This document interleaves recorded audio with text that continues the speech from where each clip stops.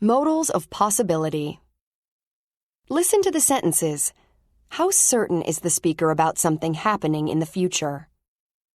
Robots will replace many workers in the next 10 years. Some restaurant cooks may be replaced by machines one day. We use modals of possibility, such as will and may, to talk about possibilities in the future and to make predictions. For example, we use will to show we are absolutely certain, or 100% sure, that something will happen in the future. But we use may to say we are only somewhat certain, or only about 50% sure.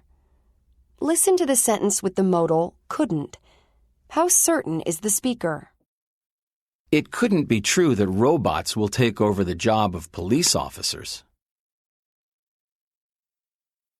If you said absolutely certain, you are correct. We use the modals couldn't, can't, and won't to say we are absolutely certain that something will occur in the future. Couldn't and can't mean, I don't believe this to be true. They show disbelief. Won't or will not means, I believe this to be a fact. I am 100% sure. Listen to the sentence with the modal should. How certain is the speaker? Jobs in construction should become safer as technology continues to develop. We use the modal should to say we are very certain, or about 90% sure, that something will happen or be true in the future. Note that the modal ought to has the same meaning as should. To form the negative of should and ought to, we use should not, or the contracted form, shouldn't. We do not use ought to in the negative. It shouldn't be long before robots begin delivering packages to people's homes. Listen to the sentence with the modal might. How certain is the speaker? Airline passengers might fly in pilotless planes within the next 10 years. If you said not certain or uncertain, you are correct. We use might to say we are less certain something will happen or be true. By less certain, we mean less than 50% sure. Note how using could in the affirmative means the same as might. Could also means we are less than 50% certain.